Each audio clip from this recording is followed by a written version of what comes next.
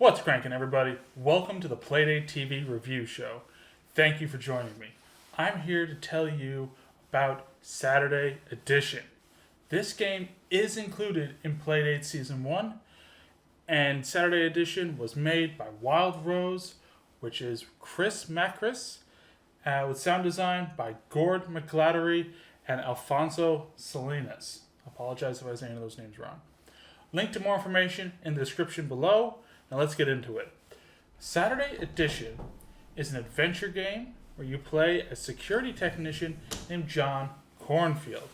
John was previously abducted by aliens, and when people start going missing around the city in a seemingly similar series of events as what happened to him in the past, he gets involved in the mystery.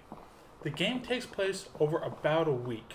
I won't go any further into details on the plot specifics because that's where the real magic lives in this game.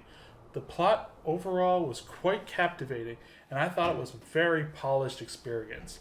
Compared to other Playdate games I've played so far, the inventory system and the way you interact with people and objects took me a minute to figure out, but once I got it, I was off to the races.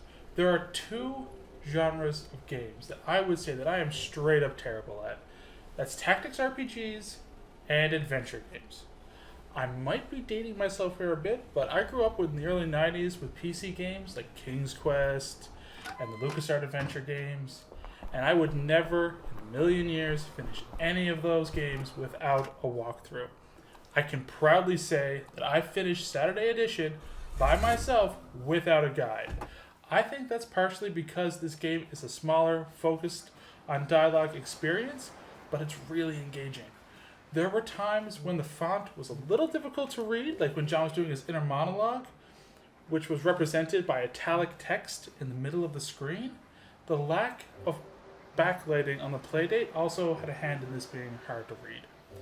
But thankfully, the text is only one or two lines at a time and never throws you a wall of dialogue. Saturday Edition slowly grows the map as you progress through the story, and it gives you objects that have logical uses, usually to bring up a new conversation with a different person, or you can check the objects in your inventory to find hints on what to do next or where to go. I feel like it's a well-paced and well-written experience. I really enjoyed it. It's not too short, it's not too long either. I finished it in about 2 sittings. I'm disappointed to say that the game does not use the crank though. It didn't need it, but I feel like there's potential for the crank to be used for future adventure games, like to solve puzzles or interact with objects. For example, when John is repairing a door, he's a security technician, he fixes stuff. You can work a crank into that somehow, I'm sure.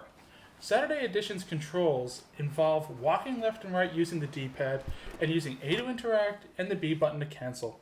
One of the mechanics I really appreciated that I think could help other adventure games is showing an arrow below the left or right side of the screen to indicate that there is another room if you walk to that side.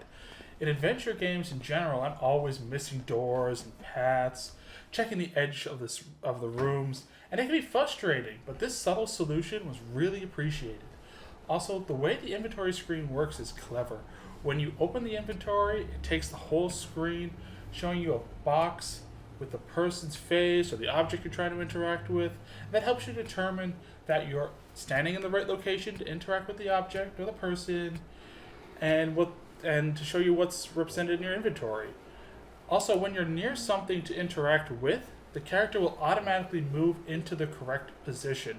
This keeps the player from being slightly out of place and fixes that frustration I've had with other similar games. This might sound ridiculous for a game on the Playdate, but in terms of the art style, the game looks realistic, or maybe a better word is believable. The portraits of the people in the game are convincing enough to make them feel like real people. They also animate in a lot of instances, adding to the effect here. It's not like the cartoony portraits from Casual Birder, for example.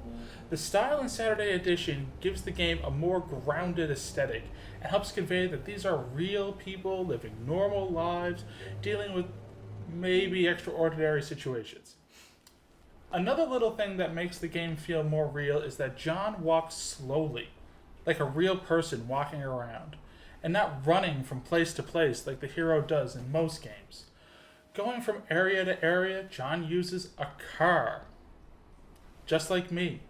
This might sound obvious, but I've played some games that just left me wondering how the character seemingly teleported from area to area, and that took me out of the experience. These are examples of little things that make the game feel like it's happening in the real world. When it comes to audio, the sound effects are on point here. There's a lot of them, and they really build the atmosphere. From opening the door of the car to turning a door on the knob, the sound effects do a lot of heavy lifting, especially since most of the game doesn't really have music, per se. It uses more atmospheric ambient audio to really convey that you're in a real place, in a real situation. And it really keeps you drawn into the game's world and immersed. When the game does use music, it effectively tightens the tension and drew me even further into its world.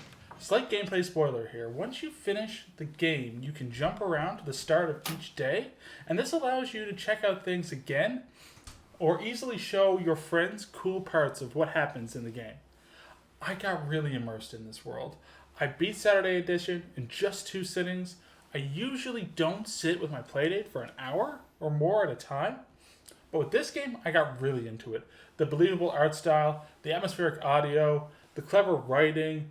I just wanted to see what happened next, again and again.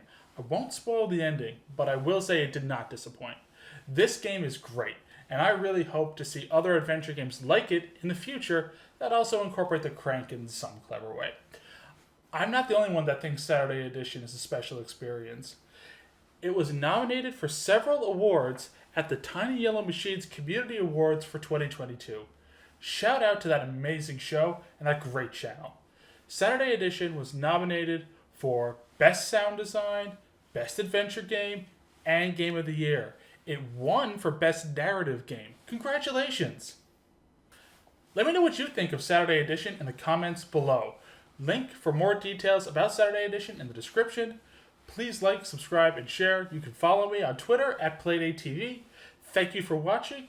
If you want to suggest a game for Playdate that you want to see me review, let me know in the comments below. Keep on cranking, everybody.